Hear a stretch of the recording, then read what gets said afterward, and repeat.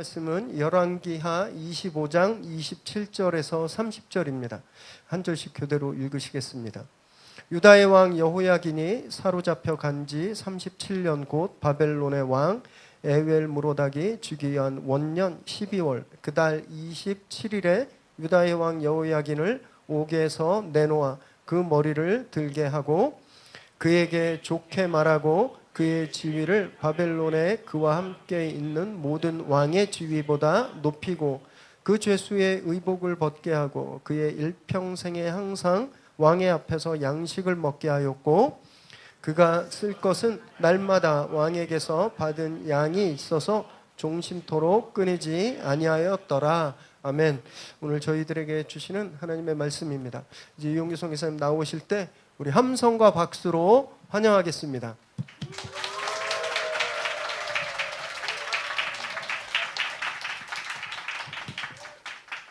네, 반갑습니다. 네, 아주 아이들 대상으로 인트로를 잘해 주셔서 그 배경 설명 없이 바로 들어갈 수 있을 것 같아서 좋네요.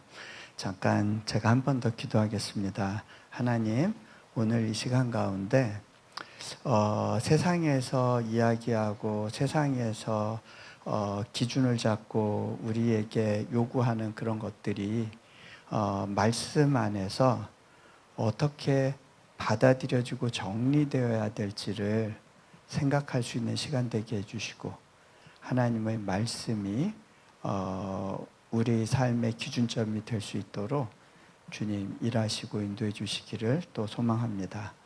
우리 주 예수 그리스도 이름으로 기도합니다. 아멘.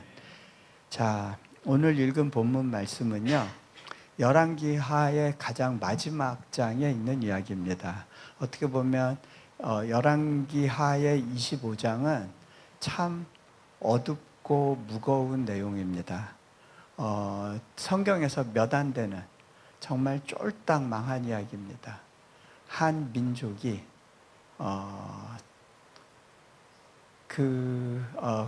왕국을 잃어버리는 그러한 이야기인데요. 25장 처음 부분에는 시드기야 때 예루살렘이 멸망하고 또 성전이 무너지고 성전의 집기들은 그 바벨론의 군대에 의해서 다 훼손되고 붙들려가 이렇게 다 호송돼 가고 그리고 유다 백성들이 바벨론으로 사로잡혀간 그러한 내용입니다. 그런데 이 끝자락에 뭔가 소망 비스무리한 내용이 나옵니다. 이게 도대체 무슨 얘기일까? 하나님이 이 기록을 통해서 우리에게 남겨주시는 복선은 뭔가? 그 이야기를 한번 좀 풀어보려고 합니다. 먼저 이 이야기를 이해하려면 하나님께서 다윗에게 어떤 약속을 하셨는가를 봐야 됩니다. 먼저 좀 잠깐 볼까요? 다음 장면. 네. 하나님께서 다윗에게 한 가지 약속을 하셨어요. 근데 이 약속은 이루어질 것 같지 않은 약속이에요. 근데 하나님께 다윗이 구하면서 저에게 이런 약속이 필요하니까 주세요 하고 구한 게 아니에요. 일방적으로 하나님께서 다윗에게 이 약속을 주세요. 나단 선지자를 통해서 다윗에게 전해라 하고 이 말씀을 주십니다. 그 내용이 뭐냐면요, 내 집과 내 나라가 내 앞에서 영원히 보존되고 내 왕위가 영원히 견고하리라. 오늘 읽은 말씀하고는 상반되는 것 같은 말씀을 주시는 거예요. 이걸 약속으로. 그런데 제가 역사를 전공했기 때문에 많은 왕조들이 흥망성쇠를 아는데요, 이거는 하나님이 약속하시기에 너무 하나님도 약간 부담스러우시겠다 하는 그런 약속일 수 있어요. 보세요. 내 집과 내 나라가 내 앞에서 영원히 보존되고 지구상의 어떤 왕조도 지금껏 유지되고 보존되는 왕조는 없어요. 기껏해야 영국의 이렇게 왕실 정도? 그것도 기간이 몇천 년 되는 게 아니에요. 그리고 여러분, 나라가 바뀌면 왕족들은 자연스럽게 다 몰살되는 게 그게 기정사실이에요. 그런데 하나님이 다윗을 향해서 이런 약속을 하십니다. 내 집과 내 나라가 내 앞에서 영원히 보존된다고 하십니다. 왕위가 영원히 견고하리라 라고 말씀하세요. 근데 질문이 생기죠. 하나님, 그럼 우리가 오늘 읽은 유다 왕국의 멸망은 어떻게 해석해야 되는 겁니까? 하나님, 정말 약속 지키시는 분 맞습니까? 우리가 인생을 살다 보면 하나님 정말 약속 기억하고 계시나요? 약속을 지키시는 분 맞나요? 하는 질문이 드는 순간들이 있어요. 제가 인도네시아에 하나님의 부르심을 받고 갔다고 생각했는데 그곳에서 만난 것은 불가능하다는 이야기만 들은 거예요. 여기서 어떻게 대학을 세워요? 그게 말이 안 되는 이야기인데 다 그런 이야기를 하시는 거예요. 외국인에게 그런 기회를 준 적이 없는 나라입니다. 이슬람권입니다. 기독교 정신을 가지고 대학을 세우도록 허가받는 것이 쉽지 않습니다. 제가 갖고 있던 재정도 없었습니다. 도울 사람도 없었습니다. 누가 봐도 이것은 가능해 보이지 않는 사역이었습니다. 그런데 우리가 살아가는 인생 가운데 이런 순간들을 만납니다. 하나님, 저에게 인도네시아라고 하는 나라를 보여주시고 그곳에서 제가 할 일이 있다고 해서 왔는데 저는 아침에 눈을 뜨면 오늘 뭐 해야 될지 할 일이 생각나지 않는 상황을 지나고 있습니다. 그렇게 고백할 수밖에 없는 시간을 지나게 됩니다. 자, 다음. 그런데요, 하나님께서 이스라엘, 특히 유다 왕국의 역사 가운데 기적적인 특별한 하나님의 구원의 손길을 주시는 그런 순간들이 성경에 나옵니다. 하나님이 약속을 지키십니다. 그 중에 한 순간이 바로 아수르 왕 산헤립에 의해서 예루살렘이 포위됐을 때 히스기야의 기도를 들으시고 하나님이 역사하시는 장면이 나옵니다. 놀라운 승리입니다. 그 당시에 아수르가 이 중동의 모든 나라들을 차례로 무너뜨릴 때 어느 민족도 저항할 수가 없었습니다. 이집트의 군대도 박살나버렸고요. 그리고 그 중동에서 그 사마리아라고 하는 성, 북이스라엘의 수도였죠. 거기도 완전히 멸망됩니다. 그리고는 유다로 군대를 돌리는데 예루살렘을 바로 공격하는 게 아니고요. 예루살렘 주변을 하나씩 점령해 갑니다. 이런 겁니다. 한국으로 말하면 부산에 상륙해서 원산으로 해서 신의주로 해서 평양으로 해서 인천, 대전, 광주까지 다 훑은 다음에 마지막으로 이제 서울을 포위한 상황입니다. 어느 성 하나도 보존되지 못하고 완전히 초토화됐습니다. 예루살렘 안에 있는 사람들은 그 상황을 다 알고 부들부들 떨었죠. 이제 마지막 우리가 남았구나. 그 순간에 하나님의 천사가 개입합니다. 그날 밤에 그 군대가 한밤중에 싹쓸이 됩니다. 그거를 역사가인 헤로도토스는 어떻게 설명하느냐면 그 당시에 그 아수르의 군대 진영에 패스트가 돌았다. 성경에서는요, 하나님의 천사가 그들을 쳤다고 되어 있습니다. 그런 놀라운 승리를 주신 적도 있었습니다. 이미 망했어도 진작에 망했어야 되는데 하나님은 이 나라를 지키고 계셨습니다. 왜? 약속 때문에. 자, 다음. 그런데 결국 폭삭 망하는 순간이 옵니다.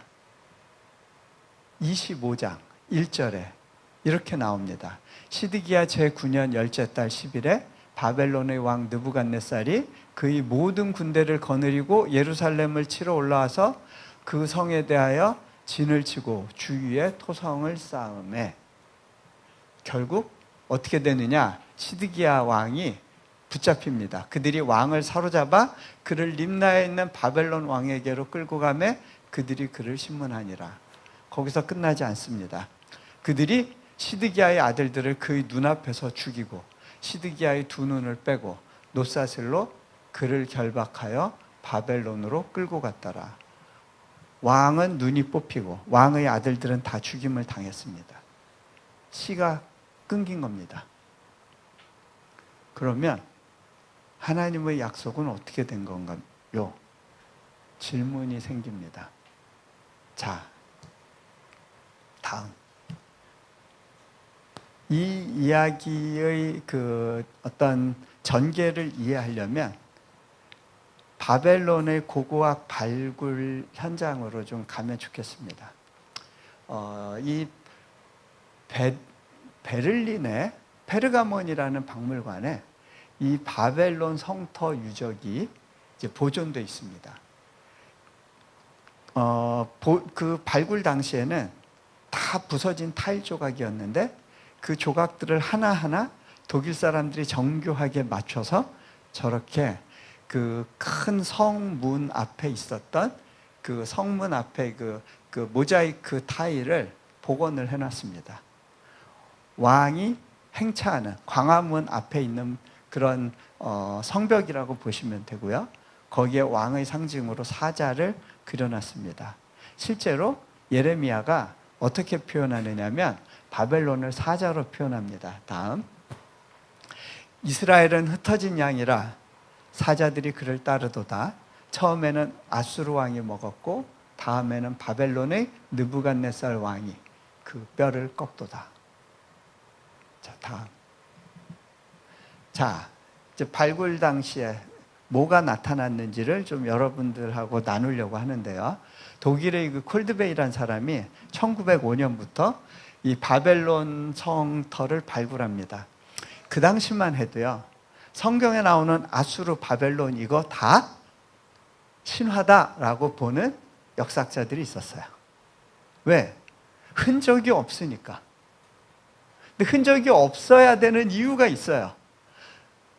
이사야하고 예레미야가 그렇게 예언했거든요. 흔적도 없이 사라져버리니까 성경에만 기록이 나오니까 사람들이 이거 신화 아니야? 이스라엘 왕 이름 전부가 이게 조작 아니야? 라고 하는, 이걸 어떻게 역사 기록으로 성경을 그냥 믿을 수 있어? 막 황당한 기적 같은 이야기가 그렇게 많은데 이런 그 세속적인 입장의 학자들이 많이 있었어요. 그런데 콜드베이가 바벨론 성터를 이제 발굴하기 시작했습니다. 다음. 발굴 현장의 모습이고요. 다음. 그 발굴의 기초에서 당시 바벨론 성의 조감도를 만들게 되는데요. 이거는 굉장히 큰 조감도의 한 일부분입니다. 자, 이 화려한 모습을 보세요. 당시에 포로로 붙잡혀간 이스라엘 유다 백성들에게 이 성의 영광은 너무나 거대했고요. 자기는 정말 아무것도 아닌 초라한 존재로 느껴졌을 겁니다. 무너질 것 같지 않은 저 거대한 제국. 그 제국 앞에 자신이 믿는 하나님도 어쩔 힘이 없을 거라는 그런 절망감을 가졌던 그런 사람들이 있었을 겁니다. 그리고 바벨론 사람들은 생각했을 겁니다. 우리가 믿는 신이 더 위대하기 때문에 우리가 유다를 정복할 수 있었다. 자, 이 바벨론의 마루둑이라고 하는 신을 섬기는 신전입니다. 이게 이제 바벨탑이 이런 원형을 갖고 있었을 거라고 생각을 하죠. 거대한 신전이 있죠. 그리고 높은 성벽이 있고 그 앞에 티그리스 강이 흘러갑니다. 네. 무너지지 않을 것 같은 바벨론의 영화입니다. 자, 다음. 근데요, 마침 콜드베이의 발굴단이 발굴했던 곳은 어디냐면 이 이슈타르 게이트라고 하는, 그러니까 우리로 말하면 남대문 같은 거죠. 광화문이라고 보셔도 되는데 이 게이트로 이제 왕궁으로 들어가게 되는 거고요. 이 사람들이 여기를 이제 지나고 왕의 행렬이 지나는 곳인데 이 벽에 타일로 모자이크로 이제 화려한 조각을 해놨는데요. 그게 복원이 됐습니다. 보시죠. 다음. 네. 이게 바로 그 복원된 이슈타르 게이트의 문입니다. 네. 자, 박물관 안에 이걸 그냥 집어넣어 놨어요. 다음. 그런데요, 이 문이 얼마나 화려했는가를 얘기하려는 게 아니고요. 이 문을 발굴하다가 우연히 발견하게 된 특별한 역사 기록이 있어요. 그 얘기를 오늘 하려고 그러는 거예요. 그게 뭐냐면요, 그 게이트 옆으로 이렇게 높은 빌딩들이 이렇게 쫙 벽돌로 이렇게 지어져 있었는데 많이 무너져 내렸죠. 근데 요 양 옆의 건물 중에 한 곳이 저장고가 있었어요. 왕의 저장고. 다음요. 그 저장고에 이 안쪽 지역에서 발굴된 것이 뭐가 있었냐면 수많은 점토 문자, 점토판, 그러니까 쇠기 문자판이 다수가 발견이 됐어요. 그 중에 많은 문서들이 후대에 역사학자들에 의해서 해독이 되기 시작합니다. 그런데요, 그 점토판 중에 오늘 읽은 성경에서 등장하는 사람의 이름이 나와요. 그게 뭐냐면요, 다음. 이 쇠기판인데요. 이게 레이션 태블릿이라고 그래서 배급 기록판입니다. 이 문자가 해독이 됐는데 여기에 누구 이름이 나오냐면 여호야긴 이름이 나와요. 자, 어떤 내용이냐? 다음. 거기 보면 이제 독일어로 이런 설명이 나와요. Ration list mentioning Jehoiakim of Judah, Babylonian captivity. 자, 그 문서 내용에는 유다 왕 야킨으로 되어 있는데 야킨은 여호야긴의 약자예요. 여호야킨에게 올리브 오일 몇 통을 하사했음. 그리고 그 아들들에게는 왕이 말한 그 정량대로 어느 분량만큼의 올리브 오일을 지급함. 영수필. 자, 여러분 신기하지 않으세요? 어떻게 바벨론에게 멸망한 나라인데 여호야킨은 살아났을까요? 붙잡혀서 보존돼 있었어요. 그 아들들도 보존돼 있을 뿐만 아니라 다 왕의 지위로 복원이 돼요. 왜 여호야킨을 왕의 지위로 복원했을까요? 그 아들들 때문에 그런 거야. 그 아들들이 누구길래? 자, 여러분 다시 돌아가서 그럼 아까 죽은 시드기야 왕은 누구고 여호야킨은 누구냐? 여호야킨이 유다의 마지막 정통 왕이에요. 여호야킨이 붙잡혀간 다음에 느부갓네살 왕이 이 유다를 대신 통치할 퍼핏 킹, 가짜 왕, 비정통 왕을 세워요. 여호야킨의 삼촌이에요. 이 느부갓네살이 세운 가짜 왕 시드기야는 또 얼마 후에 유다가 완전히 멸망하면서 두 눈 뽑히고 아들 죽고 끝나버려요. 하지만 여호야킨은 바벨론 성 안에서 보존되고 그 아들들도 보존될 수 있었던 거예요. 자, 뭐와 같냐면 왜 미식축구 같은 거 할 때 공을 뒤로 탁 돌리거든요. 그러고 자기는 앞으로 가면 사람들이 공이 어디 있는지를 몰라서 우왕좌왕하죠.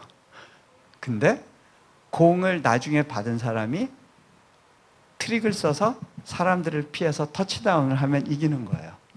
자, 비슷한 상황이 벌어지는 거죠. 시드기야는 죽었지만 정통 왕이었던 여호야킨은 보존돼요. 신기해요. 그 다음 왕이 풀어주는 거예요. 옥에서. 그 아들들까지도 다 복원시켜줘요. 그리고요, 여러분, 그 아들의 아들이 누구냐면 스룹바벨이에요. 스룹바벨에 의해서 예루살렘 성이 재건되는 거예요. 그리고 그 계보가 이어져요. 어디까지? 예수님의 아버지 요셉에게까지. 자, 다음. 그가 쓸 것은 날마다 왕에게서 받는 양이 있어서 종신토록 끊이지 아니하였더라. 사람들은 그냥 지나가겠죠. 이거 진짜 그랬을까? 왜 그랬을까? 사로잡혀간 왕인데, 그리고 이 왕에게 이렇게 날마다 쓸 것을 공급하는 게 어떤 의미가 있을까? 하나님은 다음 세대를 준비하고 계셨던 거예요. 그래서 여호야긴을 복원시켜 주시는 거예요. 나라가 망했다고 끝나지 않더라고요. 우리가 원했던 방식으로 하나님의 약속을 안 이루어 주실 수도 있어요. 그렇다고 해서 하나님의 약속이 끝나는 건 아니에요. 자, 그 이후에도 하나님의 역사는 계속됩니다. 누구를 통해서? 다음 세대를 통해서. 나라는 망했는데 하나님은 사람을 세우시기 시작합니다. 다니엘, 에스겔, 에스라, 수룹바벨, 느헤미야, 스가랴, 에스더, 학개. 계속해서 하나님의 사람들을 세우고 다음 세대를 깨우고 일하십니다. 다음. 이 말씀은 누가복음에서 가져온 건데요. 누가 한 말일까요? 천사 가브리엘이 한 말입니다. 누구에게? 마리아에게. 이 가브리엘은요, 하나님이 다윗에게 한 약속을 기억합니다. 그리고 이렇게 이야기합니다. 그가, 앞으로 태어날 예수님이죠. 그가 큰 자가 되고 지극히 높으신 이의 아들이라 일컬어질 것이요, 주 하나님께서 그 조상 다윗의 왕위를 그에게 주시리니 영원히 야곱의 집을 왕으로 다스리실 것이며 그 나라가 무궁하리라. 하나님이 다윗에게 주셨던 약속을 재확인시켜주고 있습니다. 누구를 통해서 왕위가 보존되는 거예요? 예수님을 통해서. 우리가 원했던 방식으로, 유다 사람들이 원했던 방식으로 왕국이 보존되지는 않았을 수 있어요. 하지만 하나님의 약속은 나라가 망했어도 끝나지 않아요. 그 다음이 있더라고요. 자,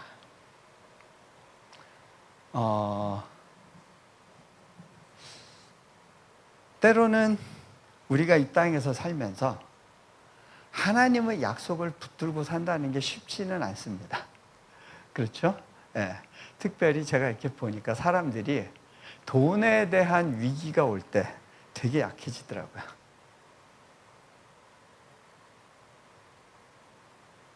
결국은 걱정, 근심의 핵심에는 돈 문제가 있어요.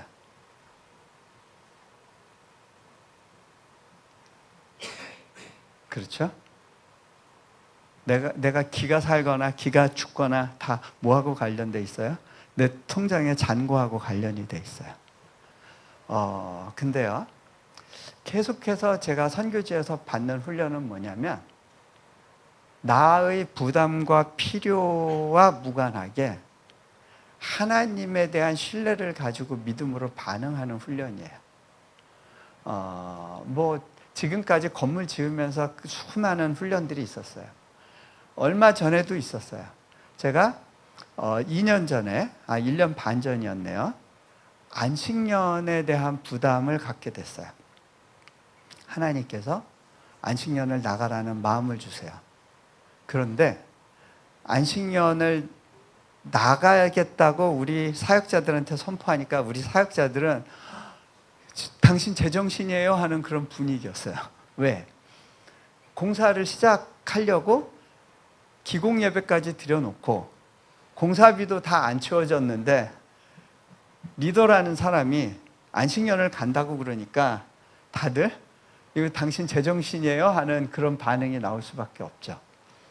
제가 웃으면서 그렇게 얘기했어요. 그동안은 하나님께서 제 믿음만 성장시켜 주신 것 같은데 이제는 여러분들의 믿음이 성장될 차례라고 그렇게 제가 도전을 했어요. 하나님이 시작하신 일은 하나님이 하실 겁니다. 그리고 안식년을 갔어요. 그런데 여러분, 재정적인 부담을 느끼면요, 늘 누군가를 만날 때 이 사람이 나한테 어떤 기여를 해줄 것인가, 어떤 도움이 될 것인가를 계속 계산하려고 하는 유혹을 받게 돼요. 내가 어떻게 하면 효율적으로 내게 들어오는 어떤 재정을 충분하게 확보해낼 것인가에 관심을 가지고 계산을 하게 돼 있어요. 그런데 안식년 갔을 때 하나님이 저한테 그러시더라고요. 야, 너 거지 아니야. 돈 구하러 다니지 마. 그리고 내가 너에게 시키는 걸 해라. 너를 위한 일 하지 말고, 네 일 하지 말고 내 일 해라. 그러시는 거야. 그게 뭔가 했더니 어려운 교회 가서 위로해주고 또 목사님들 챙겨주고 그렇게 하는 일 하라는 거야. 그런 교회들은 가서 돕는다고 하더라도 그것이 나한테 직접적으로 어떤 유익이 돌아올 거는 생각할 수 없는 그러한 일들이에요. 그런데 하나님이 그거 하래요. 왜? 네가 부요하기 때문에. 여러분, 수십억의 빚을 지고 있어도 부요하게 살 수 있어요. 제가 어느 미국의 도시를 갔을 때, 큰 도시였는데 거기에서 이제 그 큰 교회 사역하시는 몇 분들하고 식사 교제할 일이 있었어요. 근데 한 분이 저한테 기도해 줄 수 있냐고, 따로 좀 만나 줄 수 있냐고 이렇게 요청을 하셨어요. 그때 무슨 이야기를 하셨냐면, 선교사님이 갖고 계신 그 평안과 여유에 대해서 굉장히 궁금해졌다고 그렇게 이야기를 하시더라고요. 여러분, 이건 내가 노력해서 만들어내는 게 아니에요. 그냥 하나님이 주시는 거예요. 그리고 그거는요, 내가 얼마나 큰 필요가 있는가 하고도 상관이 없어요.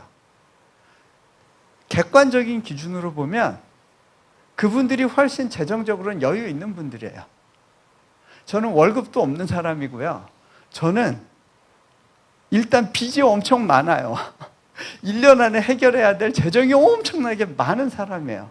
그런데 하나님의 눈으로 보니까 부유하다는 거예요. 우리는 세상이 우리에게 자꾸 주는 시각에 의해서 오히려 세상이 주는 방식으로 교정이 돼요. 그러면 유튜브 보다 보면 뭐가 망한다더라, 뭐가 망한다더라, 망한다 소리가 너무 많이 나오잖아요. 불안하고 두려워요. 이 세상에서 내가 제일 작은 자가 돼버려요. 제일 불쌍한 자가 돼버려요. 근데 하나님은 아니라는 거예요. 여호야긴이 감옥에 갇혀 있을지라도 하나님은 말씀하시는 거예요. 너는 왕이야. 그리고 내가 너의 가문을 기억하고 있어. 그게 끝이 아니야. 다음이 있어. 너희 자손을 통해서 내가 하고 싶은 일이 있어. 무슨 일이 있어도 내가 너희 가문을 보존한다. 왜? 내가 한 약속이니까. 말씀하시는 거예요. 다. 네, 넘겨주세요. 근데요, 그 건물 그럼 어떻게 됐을까요? 제가 돌아와 보니까 건물이 거의 다 끝나 있었어요. 재정이 들어왔어요. 우리 사역자들이 이제 알게 됐어요. 제가 열심히 일하고 다녀서 재정이 채워지는 게 아니라는 걸. 제가 일을 하든 일하지 않든 하나님은 하나님의 일을 하신다는 거를 이제 본 거예요. 그래서 그 포로로 붙들려간 그 유다 백성들을 향해서 예레미야가 이렇게 권고하는 거예요.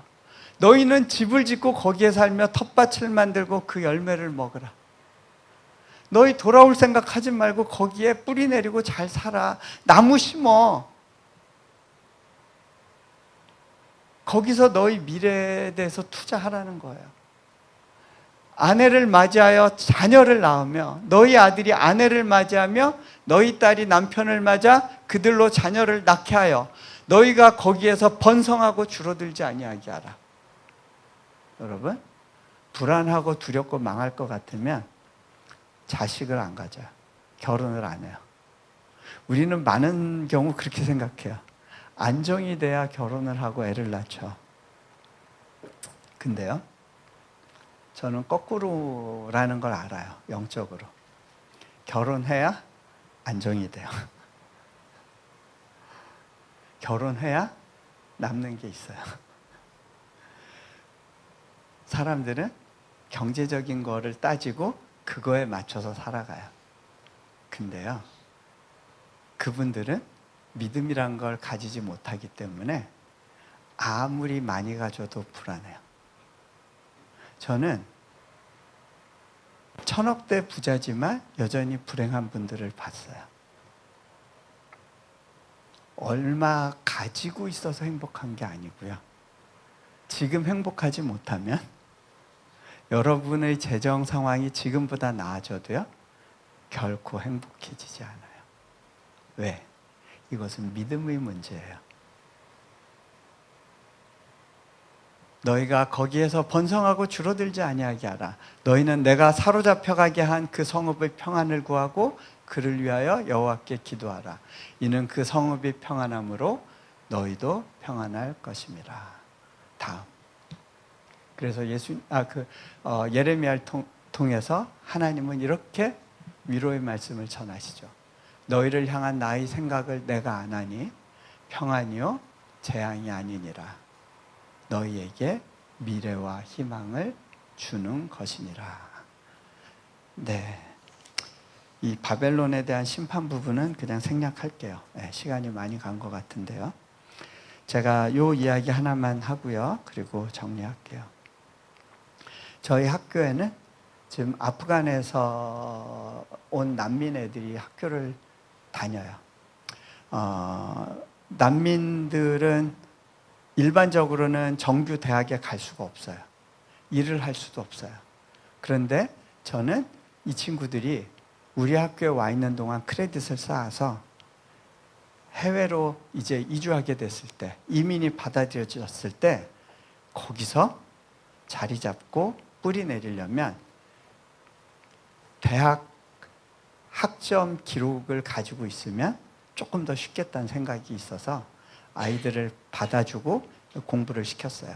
근데 그 중에 온 학생 중에 한 학생은요, 눈꼬리가 이렇게 날카롭게 올라가 있는 싸움꾼이었어요.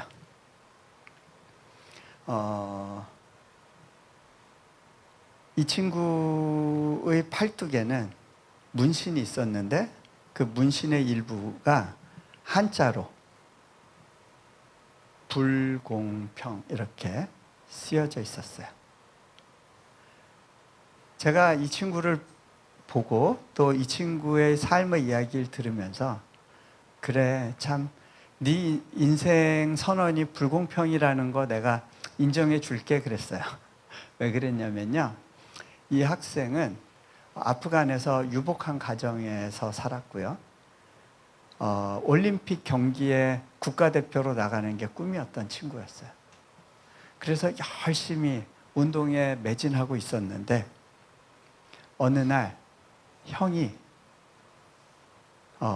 이 형은 영어를 잘했기 때문에 미국 대사관에서 근무했거든요. 그런데 어느 날 탈레반의 습격에 의해서 형이 이제 살해당해요. 그러니까 이 집안이 난리가 났어요. 남은 애들이라도 살려야 되겠다. 그래서 자기하고 누나를 급하게 인도네시아로 미립국시킨 거예요. 그리고 있다가 아버지도 죽게 돼요. 이 친구는 어느 날 남이 나라에서 고아가 됐어요. 아침에 눈을 떴는데 뭘 해야 될지 모르는 삶 속에서 방황하기 시작하죠. 그러다가 친구가 침기를 건드리면 코뼈 부러뜨리고 그러면 그 돌봐주던 선교사님이 물어줘야 됐어요. 그런 삶을 살던 중에 우리 학교에 입학하게 됐어요. 1년쯤 지나니까 눈꼬리가 이렇게 내려가기 시작하더라고요. 그러다가 이 친구가 캐나다 이민이 받아들여지면서 갑자기 이제 쿼런틴으로 들어가야 된다고 나가야 된다는 거예요. 저를 찾아왔어요. 제가 이 친구한테 물어봤어요.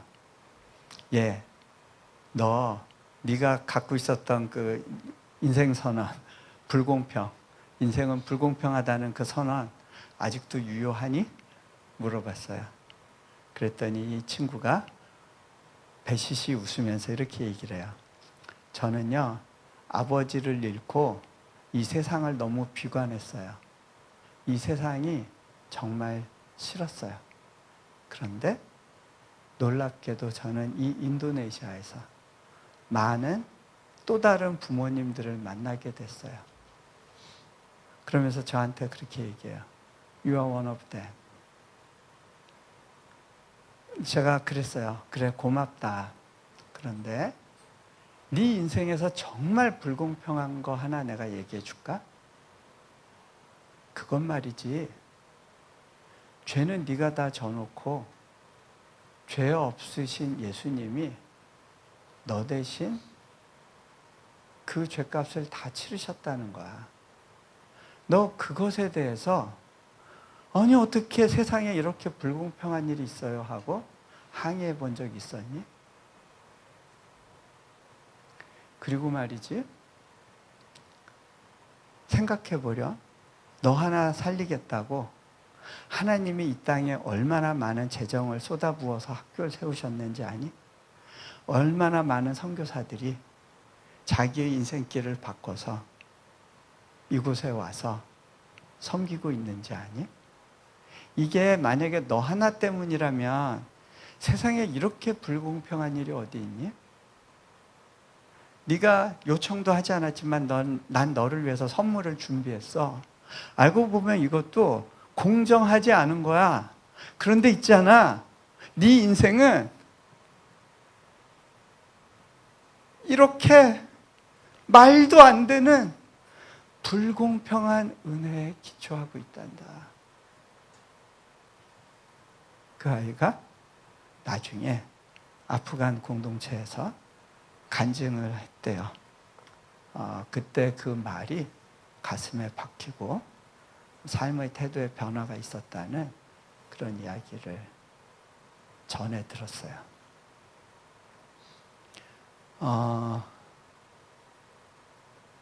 우리는 망할 것 같은 상황에 불안해지면서 참 너무 불공평하다. 왜 내게는 기회가 없는 걸까? 하나님은 나를 버리셨나?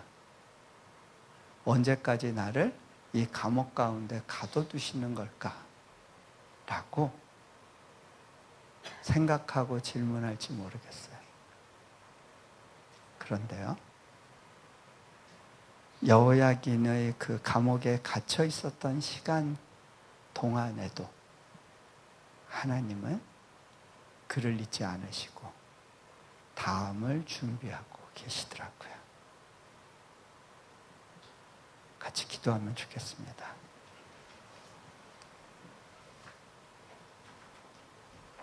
눈을 감으시고요.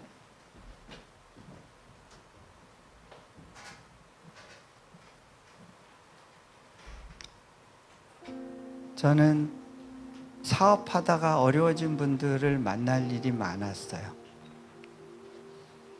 저는 그분들의 마음을 알아요. 왜냐하면 그분들이 고생하는 것 이상의 어려운 순간들과 고생, 답이 안 나오고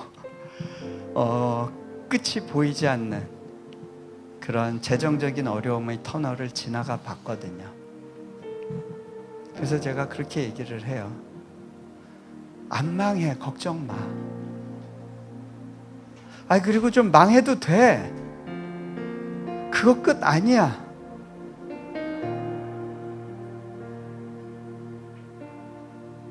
여러분, 망해도 되니까 망하는 거 두려워하지 마세요. 하나님 안에선 그게 끝이 아니더라고요. 하나님 안에선 그 다음이 있더라고요. 답이 보이지 않는 그 시간들을 지나가 보고 나니까 어느새 이게 답이었군요. 이것이 주님의 계획이었고 생각이었군요. 알게 되는 거예요.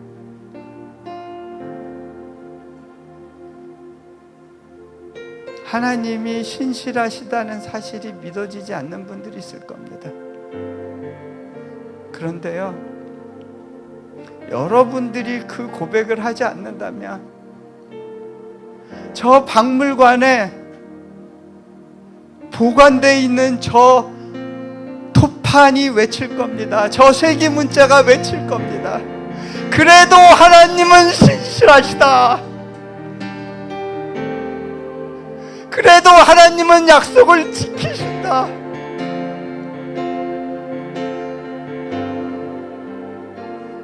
그 다음을 위해서 계획하고 계신다.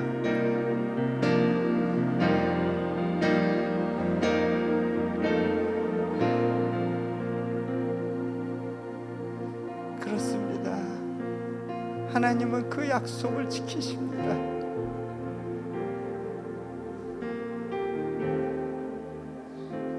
그래서 지나올 수 있는 시간들이 있었고, 그 시간이 다 지나가고 나니까 주님, 이것이 주님의 생각이었고 주님의 계획이었군요.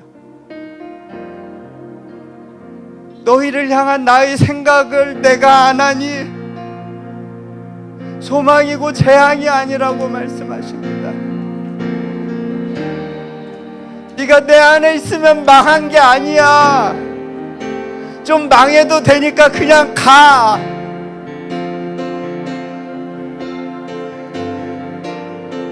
그 박물관의 토판이 여러분을 향해 외칩니다. 이제는 좀 믿어주지 않을래?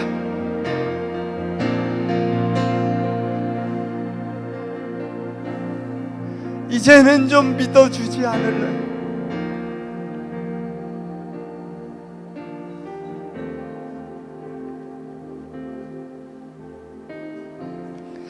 이 시간 그 주님의 질문 앞에 같이 기도하면 좋겠습니다. 한 1분 정도라도 주님을 찾으시면서 같이 기도합니다.